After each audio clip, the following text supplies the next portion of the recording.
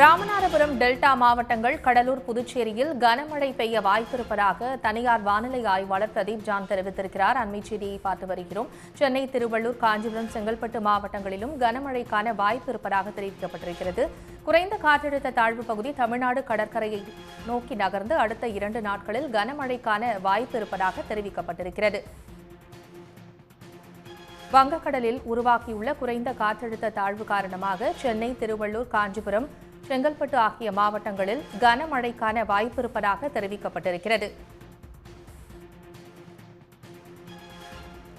இது தொடர்பாக பேசுவதற்காக பிரதீப் ஜான், தனியார் வானிலை ஆய்வாளர் நம்மோடு இணைப்பில் இணைந்திருக்கிறார். வணக்கம் சார். வணக்கம். அடுத்த சில தினங்களில் மழைக்கான வாய்ப்பு தமிழகத்தை பொறுத்தவரை எவ்வாறு இருக்கும், அதே போல சென்னையை பொறுத்தவரை எவ்வாறு இருக்கும்?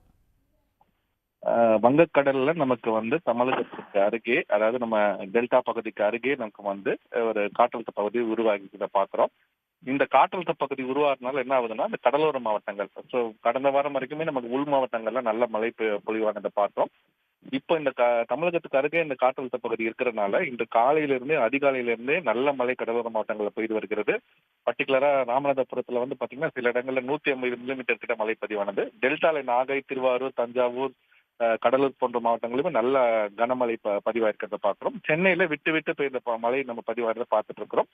இந்த காற்றழுத்த பகுதியானது என்ன பண்ணோம்னா, அது வடப்பகுதிகள், அதாவது நம்ம டெல்டால இருந்து நமக்கு சென்னை வரைக்குமே பாத்தீங்கன்னா ஒரு சாதகமான காற்றின் குவிப்பு, அதாவது கன்வர்ஜென்ஸ் சொல்லுவோம். ஸோ அந்த காற்றழுத்த பகுதியோட ஈரப்பதமான வடப்பகுதியான காற்று ஈர்த்து நம்ம கடலோர பகுதியில் மழை பெய்யறதுக்கான வாய்ப்பு இருக்கிறத பார்க்கிறோம். ஸோ இன்றும் நாளையும் நமக்கு ஒரு நல்ல கனமழை, அதிகனமழை பெய்யறதுக்கான வாய்ப்பு இந்த கடலோர மாவட்டங்கள் இருக்கிறது.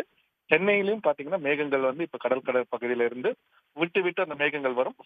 ஒரு டென்ஸ் ஸ்பெல் நமக்கு இப்ப ஈசிஆர் பகுதியில இருந்து சென்னை நகரத்தை நோக்கி நகர்ந்து வரதை பாக்குறோம். ஸோ ரெயின் ரேட் பாத்தீங்கன்னா கொஞ்சம் அந்த மழை பெய்யும் போது ஒரு அடர்த்தியான மழையா இருக்கும். அது ஒரு மணி நேரமோ இல்ல 1/2 மணி நேரமோ அந்த மழை ஒரு ஸ்பெல்லுமே நீடிச்சதுன்னா, முன்னாடி போன கடந்த 2 நாட்கள் 3 நாட்கள் பாத்தீங்கன்னா ஒண்ணுமே ஒரு 10 நிமிஷம் அப்படி பெஞ்சு விட்டுரும். இப்ப வர ஸ்பெல் ஒரு மணி நேரத்து வரைக்குமே நமக்கு மழை பெய்யறதுக்கு வாய்ப்பு இருக்கிறத பாக்குறோம். ஸோ இன்றும் நாளையும் வடகடலோர மாவட்டங்களிலும் நல்ல மழை, கனமழை பெய்யறதுக்கான வாய்ப்பு இருக்கிறத பாக்குறோம். உள் மாவட்டங்களிலும் நமக்கு மழை பெய்யும். ஏன்னா அந்த அரபிக்கடல்ல இருக்க காற்றழுத்த பகுதி அப்படியே இருக்கிறது. ஸோ இந்த பக்கத்துல ஒரு காற்றழுத்த பகுதி அரபிக்கடல்ல, தமிழகத்து கடலோர வங்கக்கடல்லே ஒரு காற்றழுத்த பகுதி. ஸோ உள் மாவட்டங்களிலுமே நமக்கு அந்த இன்ஸ்டெபிலிட்டினால அங்கேயும் மழை பெய்யும். ஸோ பொதுவாக ஒரு மாவட்டம் மட்டும் சொல்ல முடியாது. கடலோர மாவட்டங்களுக்கு, வடகடலோர மாவட்டங்களுக்கு கனமழை, அதாவது நமக்கு வடகடலோர மாவட்டங்கள் மற்றும் ராமநாதபுரம் நீங்க எடுத்துக்கலாம். ஸோ இந்த பகுதியில இருந்து நமக்கு கனமழை பெய்யறதுக்கான வாய்ப்பு இருக்கிறத நம்ம பார்க்கிறோம்.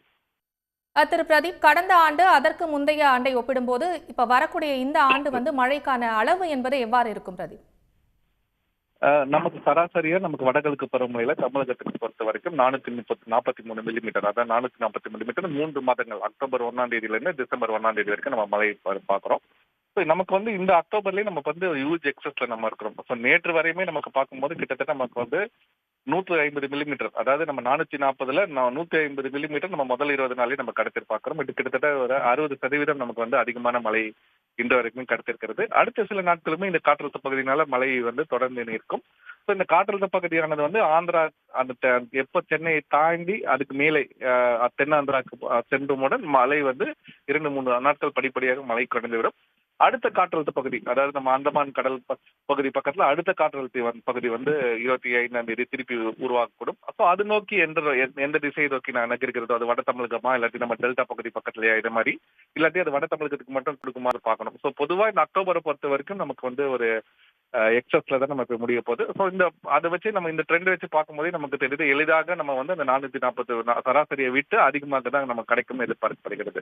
ஸோ ஓவராலா பார்க்கும்போது ஒரு 10 to 15% வரைக்குமே நமக்கு ஒரு எக்ஸஸ் மான்சூன்ல நம்ம முடியறதுக்கு அதிகமான வாய்ப்பு இருக்கிறத பார்க்கிறோம். வங்கக்கடல்ல காற்றழுத்த தாழ்வு பகுதி என்பது உருவாக்கி இருக்கிறது. இந்த காற்றழுத்த தாழ்வு பகுதி வலுப்பெற்று சென்னை அருகே வரதுக்கான வாய்ப்பு இருக்கா? அப்படி வரும் பட்சத்தில் மழை அதிகரிக்க வாய்ப்பு இருக்கா பிரதீப்? கண்டிப்பாக இது மேல் நோக்கி நகர்கிறது. அதாவது நேற்று பாத்தீங்கன்னா இந்த இலங்கைக்கு அருகே மையம் கொண்டிருந்தது இந்த காலையில. அது படிப்படியாக அது மேல் நோக்கி ஒரு நார்தர்ன் ஷிஃப்ட், அப்படியே கடலூர் மற்றும் பாண்டிச்சேரி, அப்படியே சென்னை மற்றும் நெல்லூர் பகுதிக்கு அப்படியே அதுதான் இந்த பாத்தா இருக்குது. அப்படியே பேரலல் டு தி கோஸ்ட் மாதிரி இருக்குது. இது மேலும் வலுப்படையும்னா அதுக்கு காற்றழுத்த பகுதியிலிருந்து மேபி அடர்ந்த தீவிர காற்றழுத்த பகுதி, அதாவது வெல்மார்க் லோ பிரஷர்னு சொல்லுவாங்க, அது மாதிரி இருக்காது. இது புயலோ இல்ல டிப்ரெஷன் ஆகிறதுக்கான வாய்ப்பு வந்து கொஞ்சம் குறைவாக தான் இருக்குது. அடுத்து வர காற்றழுத்த பகுதி தென் அந்தமான் பக்கத்திலேயே உருவாகி நகர்ந்து வரதுக்கு டைம் இருக்கனால அது வந்து டிப்ரெஷன் ஆகும் மாதிரி புயல் ஆகிறதுக்கு கூட வாய்ப்பு இருக்கிறத பாக்குறோம். பட் இந்த காற்றழுத்த பகுதி வந்து நமக்கு கடற்கரைக்கு அருகேவே உருவாகி இருக்கு. ரொம்ப அருகே தென்மேற்கு வங்கக்கடல்ல ரொம்ப கடற்பகுதிக்கு அருகேவே உருவாக்கிறத பாக்குறோம். ஸோ அதனால இது ரொம்ப டிப்ரெஷனாவோ இல்ல சைக்ளோன் ஆகிறதுக்கு வாய்ப்பு கிடையாது.